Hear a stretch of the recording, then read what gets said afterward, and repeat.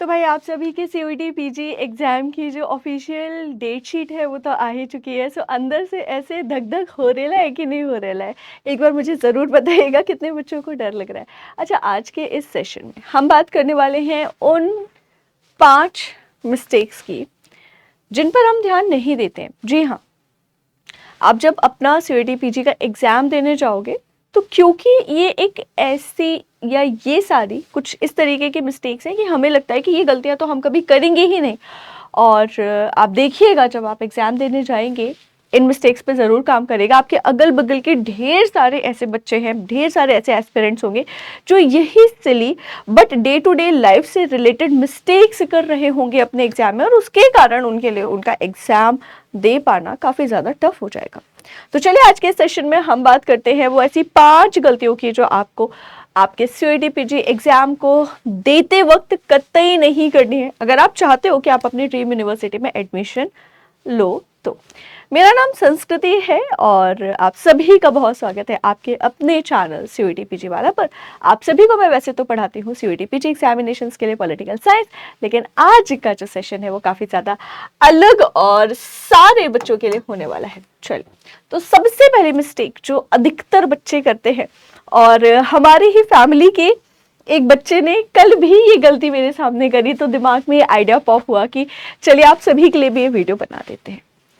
And that is कि हम हमारे एग्जाम के जस्ट एक दिन पहले, 1 घंटे पहले, 2 घंटे पहले अपने डॉक्यूमेंट्स तैयार करना स्टार्ट करते हैं। एक तो ऑलरेडी एग्जाम का इतना ज़्यादा प्रेशर है, सेंटर पर आपको टाइम पर पहुंचना है, बहुत अच्छे से पेपर करना है, नेगेटिव मार्किंग का भी ध्यान रखना है, बहुत बढ़िया पेपर अटेम्प्ट करके आना है ताकि आपका एडमिशन जो है वो आपकी ड्रीम यूनिवर्सिटी में भी हो जाए। और इतने सारे प्रेशर के बीच में आप एक और प्रेशर जो है वो अपने सिर पर डाल लेते हैं, दैट इज कि डॉक्यूमेंट का काम नहीं किया आपने और अंत में आप काम कर रहे हैं, यहाँ भागा दौड़ी हो रही है, वहां भागा दौड़ी हो रही है। तो ध्यान रखिएगा कि आप सभी का जैसे ही एडमिट कार्ड आ जाए, इनफैक्ट ये 2 डॉक्यूमेंट, मेरी बात मानिए तो आपकी जो आईडी आपने लगाई है अपने फॉर्म में, आधार कार्ड यूज किया है, ड्राइविंग लाइसेंस यूज किया है या जो भी यूज किया है, वो आईडी और जो भी फोटोग्राफ आपने अपलोड करी, एक तो लाइव फोटोग्राफ अपलोड हुई है और दूसरी जो आपकी पासपोर्ट साइज फोटो आपने अपलोड करी है, वो हार्ड कॉपी में 2 से 4 कॉपीज, मतलब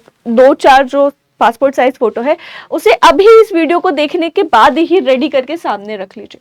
और जैसे ही जिस दिन आपका एडमिट कार्ड आएगा, प्रण ले लो कि आप उसी दिन जाकर के एडमिट कार्ड का प्रिंट आउट निकलवा लोगे। 2 प्रिंट आउट निकलवा लेना भाई, एक अपनी मम्मा के पास रखवा देना अलमीरा में कहीं पे सेफली और एक आप अपने पास रख लीजिएगा, ठीक है? क्योंकि डॉक्यूमेंट ऐसी चीज है जिसके बिना तुम्हें पेपर देने बेटा जी नहीं मिलेगा। और बेवजह की खुद के सिर पे एंजाइटी मरने का, खुद को और ज्यादा स्ट्रेस करने का कोई पॉइंट नहीं है, ठीक है? तो सबसे पहली गलती जो आपको अवॉइड करनी है इस कि आप अपने डॉक्यूमेंट को रेडी रखिए, ठीक है? सबसे बड़ी मिस्टेक क्या होती है कि बच्चे डॉक्यूमेंट ही रेडी नहीं रखते हैं, ये आपको नहीं करना है। दूसरी मिस्टेक है not reaching the centre on time. जी हाँ, और ऐसा खास तौर पर उन बच्चों के साथ होता है जिनको सेंटर पास में मिल जाता है। जैसे कुछ बच्चे उनको सेंटर कहीं दूर मिला, लेट्स से आप ए सिटी में रहते हैं, आपको सेंटर बी सिटी का मिला हुआ है, ठीक है? तो वहां पे चलती है भैया बढ़िया सी प्लानिंग कि कैसे जाएंगे, कितने बजे जाएंगे, कहाँ पे रुकेंगे, किसी रिश्तेदार के यहाँ रुकेंगे कि होटल में रुकेंगे कि कैसे रुकेंगे, मम्मी के साथ जाएंगे, पापा के साथ जाएंगे, भैया के साथ जाएंगे, किसके साथ जाएंगे, कौन सी ट्रेन पकड़ेंगे, कौन सी बस पकड़ेंगे। So everything is already well planned.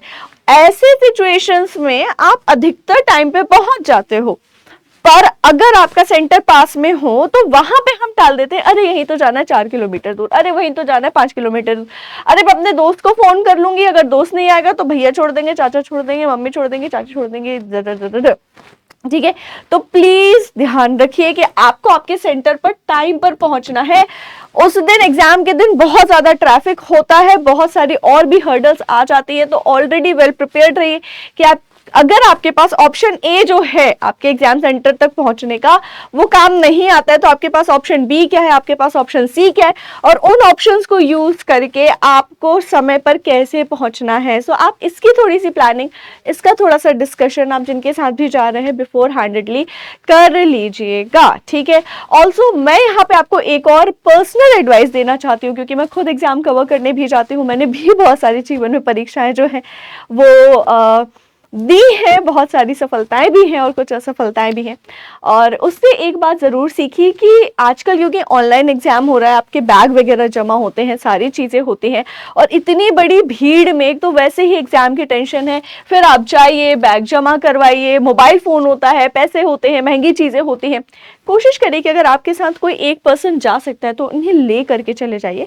इससे आपका 50% ऑफ द स्ट्रेस जो है वो रिड्यूस हो जाता है। एंड ऑल्सो आपका कोई तो होता है आपको चीयर अप करने के लिए, आपका मोरल हाई रखने के लिए, ठीक है। सो इफ पॉसिबल तो भैया किसी को ले करके जाइए। एंड इस चीज का तो आपको ध्यान रखना है कि आपको सेंटर पर टाइम पर पहुंचना है, तो वहां पहुंचने की प्लानिंग जो है वो पहले से कर लीजिए, कैश वैश वगैरह तैयार कर लीजिए। अगली गलती जो हमारे प्यारे बच्चे करते हैं वो है एग्जाम में पहुंच गए, ठीक है, एग्जाम देना स्टार्ट किया। अब बच्चे क्या करेंगे कि अभी तो लॉजिकल गेस वर्क करते हैं कि चलो ठीक है मैम, हम बहुत अच्छे से पेपर लगा रहे हैं, मॉक्स लगा रहे हैं, बट वहां सेंटर पे जा करके एग्जाम देते देते जैसे ही 20-25 क्वेश्चन लगाए, बच्चे शुरू कर देते हैं इलॉजिकल गेस वर्क करना। ध्यान रखिएगा कि नेगेटिव मार्किंग है, ठीक है। अगर आप 60 क्वेश्चन जो है उसे अटेम्प्ट कर रहे हो और उसमें से 55 क्वेश्चन आपने सही लगाए हैं, ठीक है, तो आपका पलड़ा ज्यादा भारी है रादर देन एक बच्चा जिसने 75 क्वेश्चंस अटेम्प्ट करे, 75 के 75, और उस बच्चे ने भी 55 क्वेश्चन सही करे हैं आपके बराबर, ठीक है। तो the number of questions which you are attempting doesn't matter कि वो कितने हैं। The thing which matters is कि उनमें से आप कितने सही कर रहे हो और कितने गलत कर रहे हो, ठीक है। तो इलॉजिकल तुक्का लॉजी, इलॉजिकल गेस वर्क बिल्कुल भी आपको एग्जाम में नहीं करना। बहुत सारे बच्चे कहते हैं मैम डर लगता है तो हमसे पेन चल जाता है, हमसे कंप्यूटर पर टिक हो जाता है, हम बिना टिक करे नहीं रह पाते। अभी भी समय है, प्लीज अपनी इस हैबिट को कंट्रोल कर लीजिए। Next is disturbing the computer और एनी ऑफ इट्स पार्ट्स। हाँ, तो मैं बहुत प्रैक्टिकल एडवाइस ही दूंगी, मैं वो नहीं दूंगी ऐसा कर लो वैसा कर लो, ये वाली मेथड अपना लो साइंटिफिक, नो। प्रैक्टिकल बात है, जो तुम गलती करोगे पता है, क्योंकि इसके बारे में कोई नहीं बोल रहा भैया तुमसे या बहन, ठीक है। तो क्या होता है जब हम घबरा रहे होते हैं, ठीक है, आपने अपनी बॉडी को भी नोटिस किया होगा कि जब भी हम कभी फियरफुल सिचुएशन में होते हैं, इनफैक्ट हमारे साथ भी होता है, तो हम क्या करते हैं, हमारे आसपास कुछ भी होता है ना, तो बहुत लोगों की आदत होती है पेन को ऐसे ऐसे ऐसे ऐसे ऐसे करने की, ठीक है। अच्छा, एक और चीज होती है कि जैसे अभी आप सभी फोन यूज करते हो, ठीक है, तो बहुत लोगों की आदत होगी कि वो अपने फोन को ना ऐसे पिक करते होंगे, है ना, ऐसे ऐसे करते रहते हैं, जो भी एरिया लूज है ना उसको ऐसे ऐसे करने की हमारी आदत सी होती है, ठीक है। कैमरे वाले एरिया को भी कुछ लोग करते होते हैं, ठीक है। ओके, बटन दबाते रहेंगे, कुछ करते रहेंगे। तो जब आप ऑब्वियसली एग्जाम में आप घबराए हुए हो, है ना, राइट, आप सो सॉरी, इमरजेंसी वो हो गया, तो क्या है कि आप एग्जाम में ऑलरेडी घबराए हुए हो। इसके साथ ही साथ अब क्या होगा कि अब आप कंप्यूटर पे थोड़ा भी हाथ पैर इधर उधर अगर आपने लगा दिया, तार वार को ऐसे करके मोड़ दिया घबराहट में, माउस के केबल को मोड़ दिया, कुछ कर दिया, तो भैया वो कंप्यूटर तुम्हारा वहीं बंद हो जाएगा। ऑल्सो आपसे स्ट्रिक्टली कहा जाता है कि सीपीयू रखा होता है क्योंकि, ठीक है ना, पैर के पास, उसको पैर मत मारो। बहुत लोग घबराहट में पैर भी शेक करते हैं, कितने लोगों का भाई पैर शेक होता है ना, वो हम जानबूझ के नहीं करते हैं, लेकिन होता है घबराहट में, बहुत लोग पैर शेक करने लगते हैं, ठीक है। और वो पैर शेक करते करते करते करते बगल में तो रखा होता है सीपीयू, धड़ से लगा पैर और कंप्यूटर बंद, और ज्यादा घबराहट और टाइम खत्म हो रहा है, डर लग रहा है, ठीक है। तो प्लीज कंप्यूटर से किसी भी तरीके की छेड़छाड़ मत करिए, बिल्कुल भी मत करिए, ठीक है। ओके, चलिए नेक्स्ट इज कि not reading the words like. So आप एग्जाम में क्या करते हैं कि हमसे भी गलती होती है, इनफैक्ट मैं बच्चों को कई बार लाइव एग्जांपल भी देती हूँ कि मैं ही क्वेश्चन सॉल्व करते करते मिस आउट कर देती हूँ। Words like not, never, incorrect, है ना, हमें ये शब्द दिखते ही नहीं है एग्जाम में। हम पढ़ लेंगे कि कई क्वेश्चन में लिखा है कि which among the following statements are not correct, हम नॉट तो पढ़ेंगे नहीं, करेक्ट पढ़ के जवाब लगा के आ जाएंगे, फिर बोलेंगे यार हमारा क्वेश्चन गलत कैसे हो गया, ठीक है। तो क्वेश्चंस को, ऑप्शंस को, हर चीज को बहुत केयरफुली पढ़ना है। आपने अभी तक जो भी क्वेश्चंस अटेम्प्ट करे हैं, वो बने, वो नहीं बने, या जो भी हुआ, उसका जो लोड है, उसका जो डर है, वो अगले क्वेश्चन पर कैरी फॉरवर्ड बेटा नहीं होना चाहिए। इस चीज को मेक श्योर करेगा अगर आप अच्छे से क्वेश्चंस अटेम्प्ट करना चाहते हो तो, ठीक है। सो क्वेश्चन भी अच्छे तरीके से पढ़िए, वर्ड्स वगैरह पे ध्यान दीजिए। नेक्स्ट इज, मैं आपको एक और बताऊंगी, तो टोटल मैंने 5 आपको बता दिए, है ना, टोटल 5 बता दिए, 5 मिस्टेक्स, 6वीं मिस्टेक्स और एक सरप्राइज मिस्टेक भी है, ठीक है।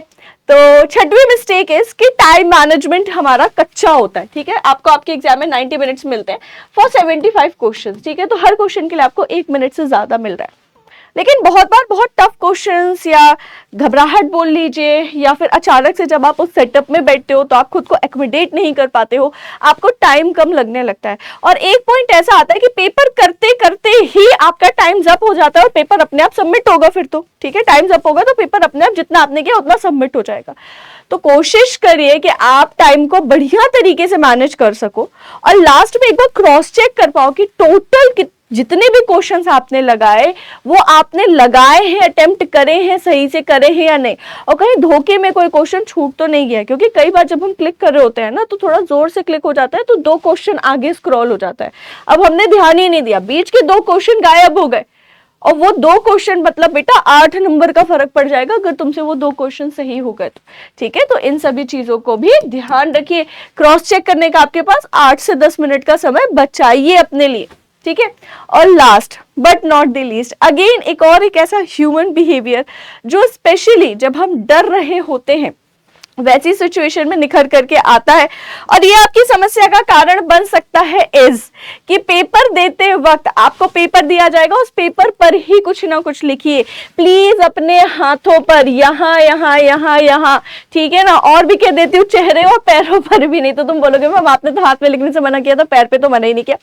कहीं पर भी आपको अपने बॉडी पार्ट्स में ना ही कुछ लिखा हुआ ले जाना है, ठीक है। यहाँ पे आप देखो मेरे हाथ में भी पेन लगा हुआ है, ठीक है, तो प्लीज ऐसा कुछ भी थोड़ा बहुत भी मत लिखिएगा, कुछ भी नहीं, it should look absolutely clean, ठीक है। और एग्जाम के वक्त में भी मत लिखना बेटा, वरना बिना मतलब के ना फिर वो धर लिए जाते हैं, फिर वो जबरदस्ती फिर चीटिंग हो रही है, ये हो रहा है वो हो रहा है, ये बोला जाएगा आपको, ठीक है। और उसमें अगर आप इनोसेंट भी प्रूफ हो गए तो उसमें तुम्हारे आधे घंटे तो चले जाएंगे, ठीक है। तो प्लीज अपने हाथ पैरों में कुछ मत लिखिए।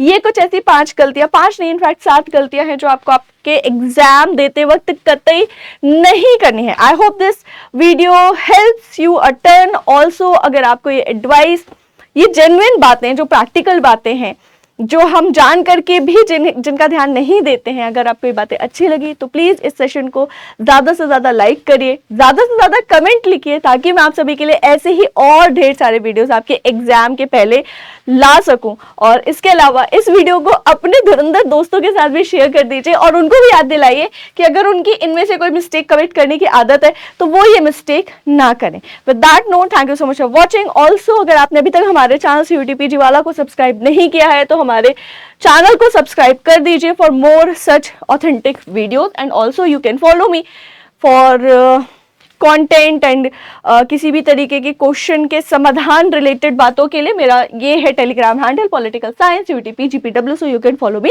There as well. अभी के लिए इजाजत दीजिए, thank you so much for watching, all the very best for your examination.